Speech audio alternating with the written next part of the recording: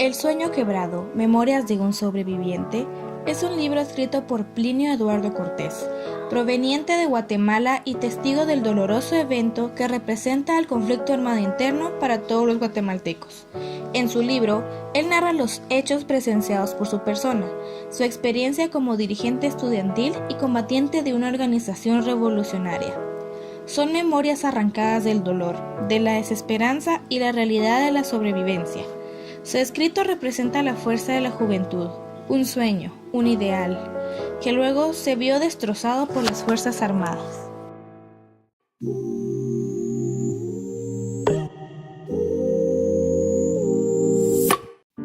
La narración retrocede un poco en el tiempo y cuenta cuando él, Plinio Eduardo Cortés, aún no formaba parte de la revolución. Cuando todavía no formaba parte de los grupos revolucionarios, él mostraba admiración hacia el Che y otros revolucionarios famosos.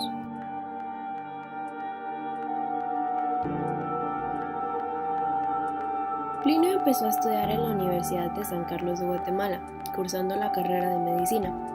Se unió a un grupo revolucionario compuesto mayormente por estudiantes de la Facultad de Medicina, llamado FERE, y su consigna más popular era "Hasta la victoria siempre".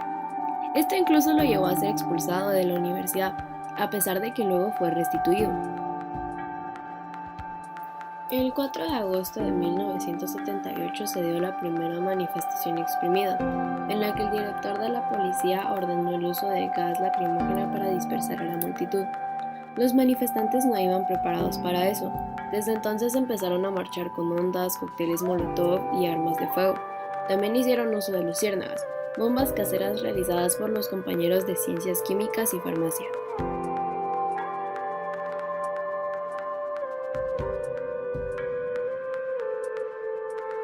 Oliverio Castañeda era el secretario general, uno de los más importantes líderes de la revolución. Plinio asistió a su discurso en la actividad de conmemoración de la Revolución de Octubre de 1944. El discurso de Oliverio concluyó con la frase: "Porque mientras haya pueblo, habrá revolución". Fue ametrallado momentos después. Plinio se vio obligado a dejar la casa de sus padres, ya que empezaron a espiarlo fuera de la misma. Esto significaba un grave peligro tanto para él como para su familia.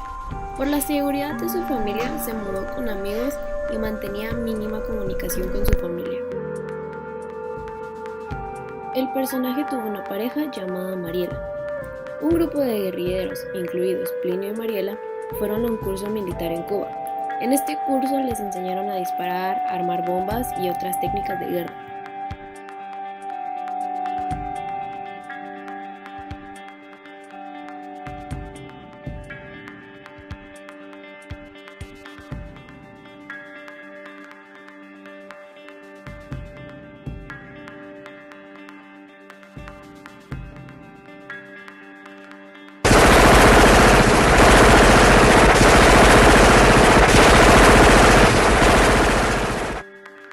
La muerte de Mariela ocurrió de esta manera.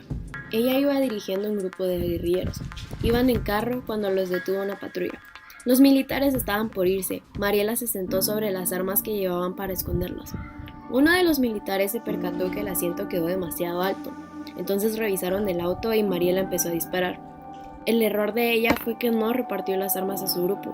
Por lo tanto, ella era la única armada en disposición de defenderlos a todos. Murió en la balacera. 2 semanas después falleció la abuela de Plinio, y él, por seguridad de su familia, no asistió al funeral de su abuela. Tampoco se permitió asistir al funeral de su pareja.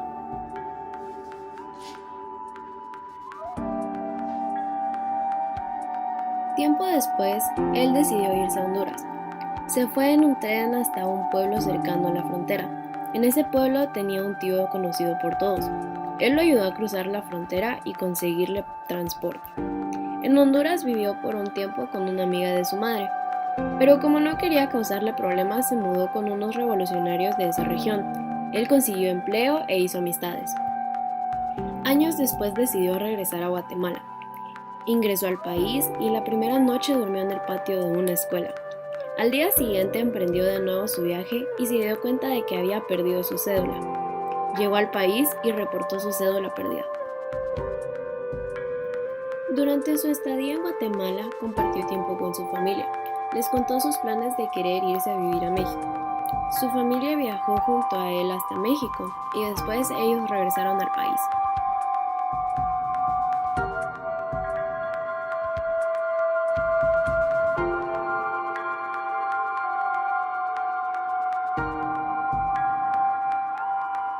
Llegó a México DF, consiguió empleo, tenía un apartamento y empezó a estudiar las bellas artes. Se unió a un coro y estudió literatura, filosofía, música y otras disciplinas. En México se encontró con personas que habían pertenecido a la guerrilla. Trató de saludarlas, pero estas lo ignoraban y seguían con su camino. En México tomó la decisión de no enamorarse, porque de haberlo hecho se habría casado y hubiera permanecido allá, pero él tenía deseos de volver a Guatemala. Años después regresó a Guatemala, estudió más filosofía en la Universidad de San Carlos y ahora es catedrático de esta universidad. Plinio se casó y tuvo 2 hijas. Él estuvo viendo cómo firmaban el acuerdo de paz, el supuesto fin de la guerra que él y muchos otros habían iniciado. Ha visto a otros que en un tiempo fueron sus compañeros como completos extraños. Al final del libro relata las muertes de muchos queridos compañeros de guerra y recuerda con pésame la oscura época que fue esta. Los jóvenes que con tanta emoción hacían sus planes revolucionarios para cambiar las cosas en su amado país fueron quebrados, así como sus sueños. Unos murieron y otros sobrevivieron, y no sé a quién le tocó la peor parte.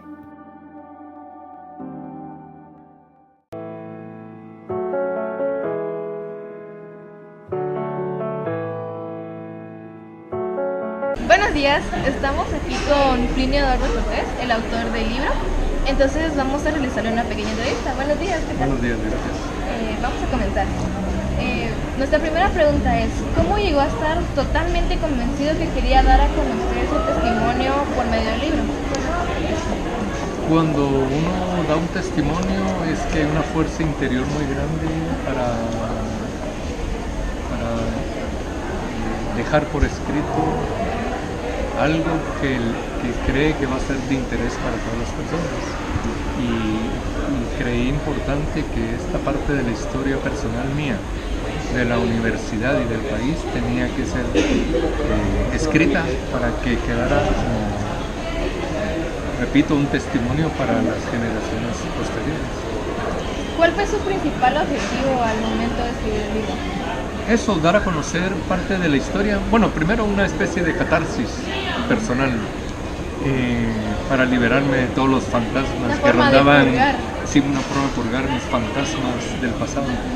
Y por otro, dejar testimonio de la historia en la que yo fui protagonista y que los demás compañeros que menciono en el libro también lo fueron. ¿Cree que todo lo sucedido valió la pena? ¿Tuvo alguna recompensa, tanto personal como monetaria? Sí valió la pena. En su momento valió la pena. Fuimos protagonistas que teníamos sueños, éramos idealistas, éramos románticos, éramos soñadores, perseguíamos construir una sociedad mejor, pero no imaginábamos lo difícil que era esa empresa y lo terrible que iba a ser el camino, porque nos enfrentábamos a un monstruo. Y ese monstruo era temible y poderoso, lo sigue siendo, y terminó con nuestros sueños. Creo que fue valiosa nuestro protagonismo, nuestra participación. Fue una época maravillosa, fue terrible también. Sí, una cosa emocionante, pero a la vez temible, porque era mucha emoción, pero también mucho miedo. Pero pasados los años, me parece, no estoy negando por supuesto esa época, porque me siento muy orgulloso de haber vivido y ser protagonista de esa época, pero pasados los años y con ojos más objetivos, pienso que fue demasiado elevado el costo humano, para lo poco que se logró. Pero eso lo veo desde la perspectiva actual. No es que esté negando ni renegando del pasado, porque me siento muy orgulloso de haber sido protagonista en esa época. ¿Se presentó un orgullo para usted decir yo estuve ahí? Por supuesto, me siento muy orgulloso. ¿Hubo alguna parte del libro que fuera de su agrado? O sea, como su parte favorita. Pero quizá especialmente me gusta el episodio cuando estoy en Santa Cecilia, cuando describo esos momentos de angustia de tener que salirme del cuarto que estábamos con Camilo y pasar la noche bajo la lluvia y despertar rodeado de unas vacas que estaban comiendo. Quizá ese, no sé, aunque tengo muchos capítulos que me gustan, pero probablemente ese es uno de los que más me agrada. La siguiente pregunta es, ¿qué opina de la situación política y económica actual de Guatemala? Es una situación muy compleja, que es producto de la degeneración de las instituciones del Estado y como consecuencia también de esa guerra terrible que hubo en Guatemala. Es reflejo precisamente del descalabro, de la desarticulación de la sociedad guatemalteca. Una situación caótica. Ustedes han visto últimamente 2 candidatos presos por estar ligados al narcotráfico. Prácticamente es un narcoestado. La situación política es muy delicada en Guatemala y no le veo una solución muy cercana. ¿Cree que la revolución fue la mejor forma para provocar un cambio en Guatemala? Pudo haber sido, ese era el ideal, era la quimera. Teníamos todo el propósito de que a través de una revolución social se transformaran las estructuras de la sociedad guatemalteca para resolver los problemas económicos y las desigualdades sociales que afectaban y que afectan a Guatemala. ¿Y fue así? ¿Fue la forma correcta? En su momento sí, era la mejor opción, pero nunca pudimos comprobarlo porque fuimos derrotados militarmente. Entonces no pudimos comprobar si hubiera tenido éxito o no la propuesta revolucionaria. ¿Cómo era el ambiente universitario tomando en cuenta toda la presión que el ejército ejercía sobre ustedes? Me refiero al punto de que ya no podían estudiar tranquilos, no podían salir de sus casas. Bueno, era una situación de persecución política y de represión generalizada.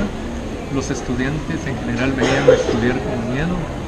Nosotros tratábamos de organizar a los estudiantes capitalizando el descontento de la gente contra el régimen militar y realizamos nuestra labor política y organizativa en condiciones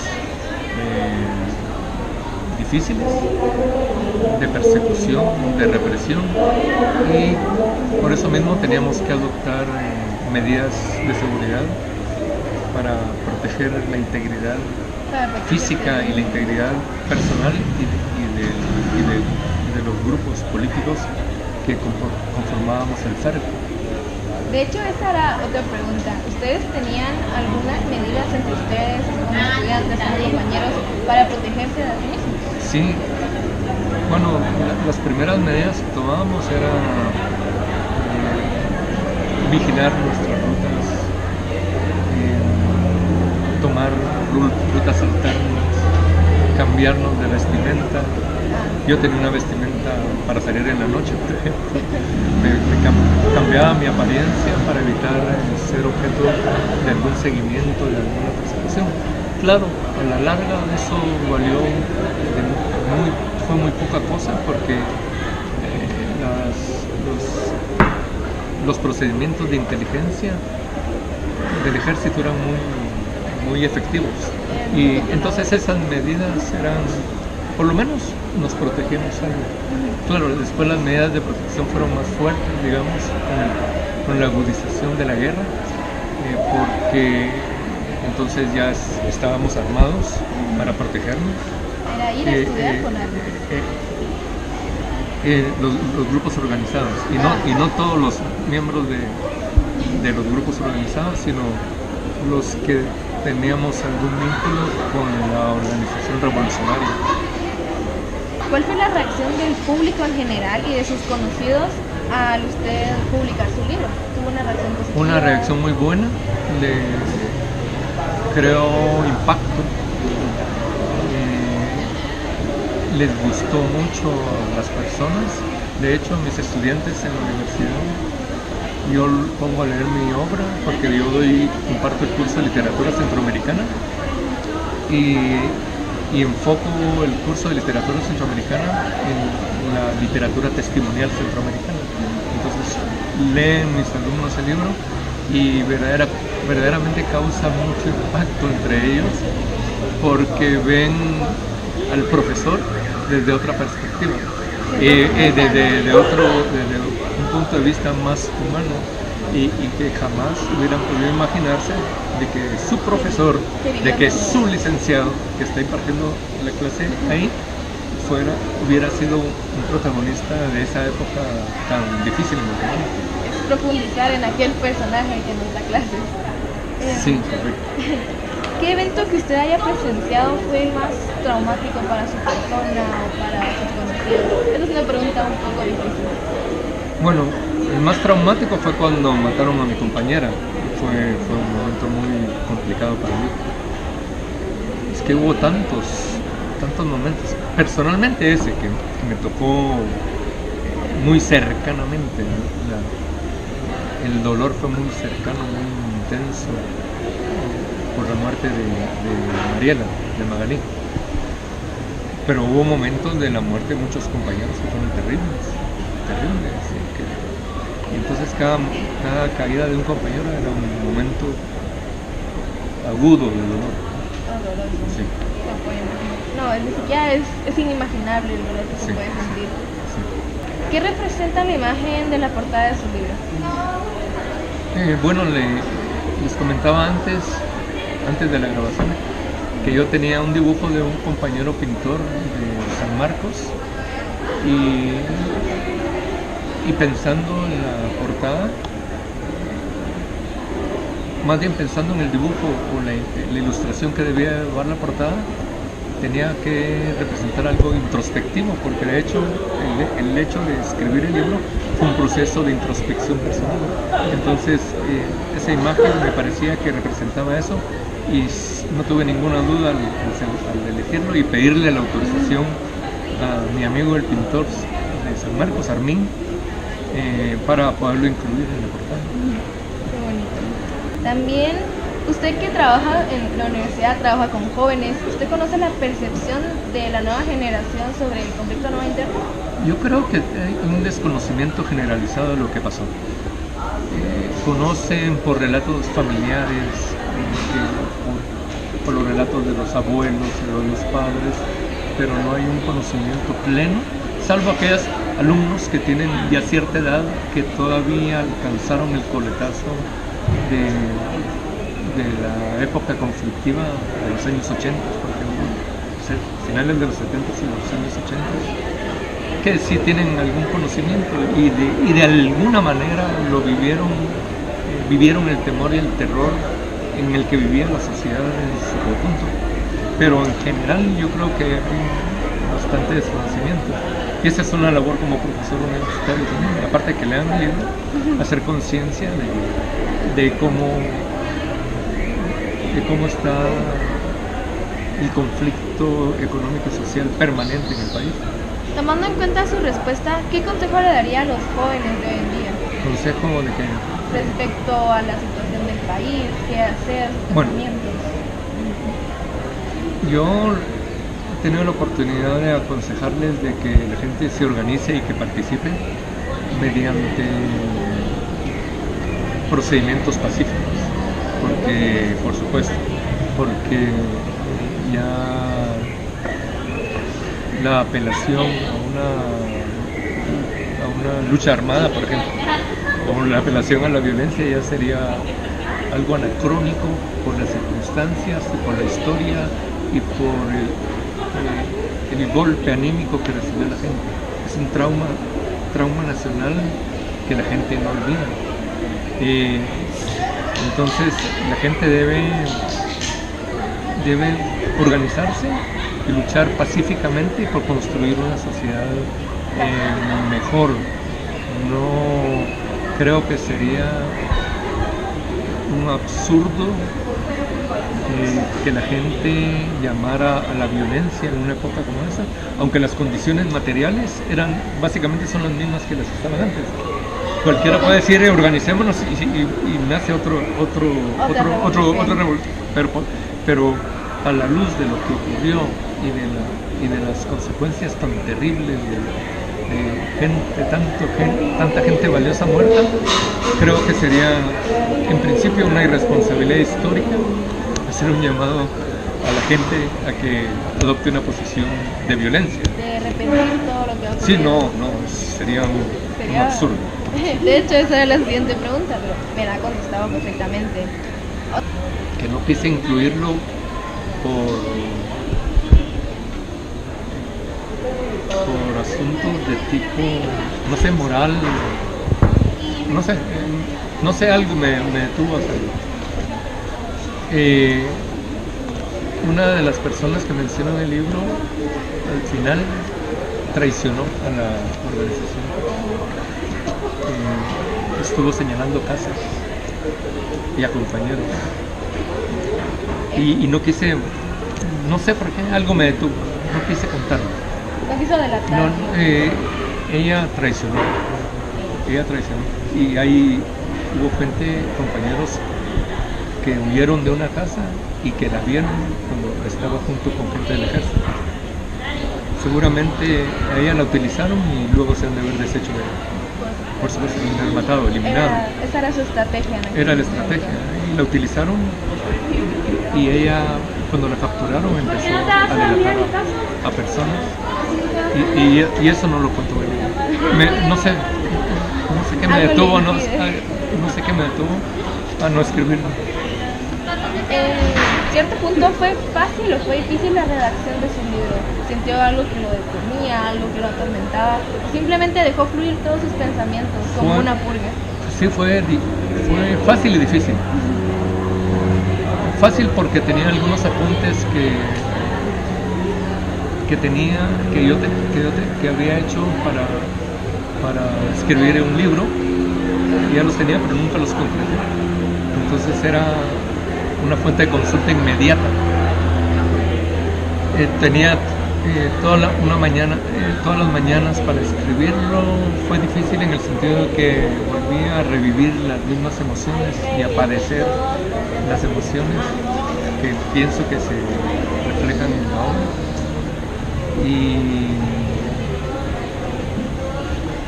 Y fue un proceso interesante. Lo menos que escribí en una mañana fue media cuartilla. A veces uno no tiene la misma facilidad cuando la inspiración fluye, escribí uno más, pero nunca dejé de escribir durante esos 6 meses que escribí el libro. Por cierto, aquí viene otro compañero de esa época. Perdón por la interrupción. Pablo, fíjate vos que estoy hablando de mi libro con unos compañeros estudiantes y estamos por la vida venimos con él y con los compañeros pintamos esto toda una noche. Él es un compañero también sobreviviente y es un extraordinario compañero, muy querido y fue algo increíble la coincidencia. Nos están entrevistando acerca del libro. Ellos tienen cámaras profesionales, nosotros con nuestros equipos. Que nosotros somos de colegio.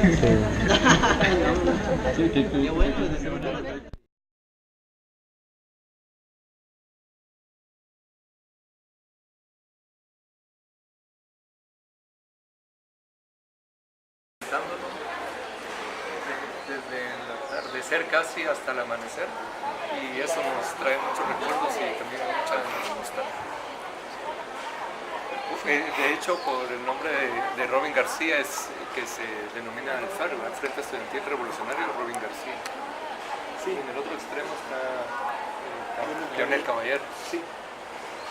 Sí, tanto Robin García como Aníbal Leonel Caballeros fueron inspiración para los que éramos parte del CERN, porque precisamente veníamos hablando que el día 27 de julio hubo una serie de actividades en la escuela en Quech, en el centro de la ciudad, donde Robin y Leonel habían participado, y saliendo de ahí fue que los secuestraron, los desaparecieron, torturaron. Primero apareció el cadáver de Leonel Caballero y después hubo toda una movilización muy fuerte hasta que finalmente aparece el cadáver de Robin García.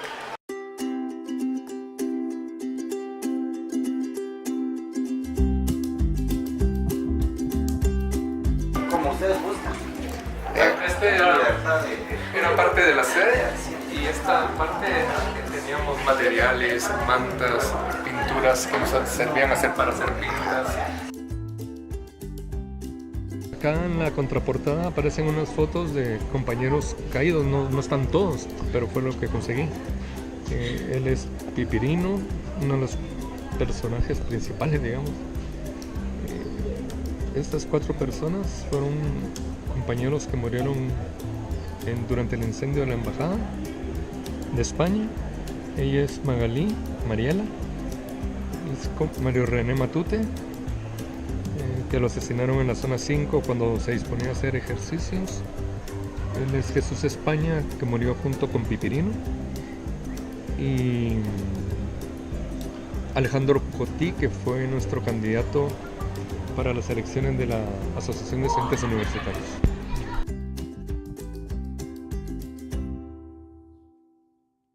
El sueño quebrado es una historia muy envolvente acerca de un hecho histórico ocurrido en nuestro país.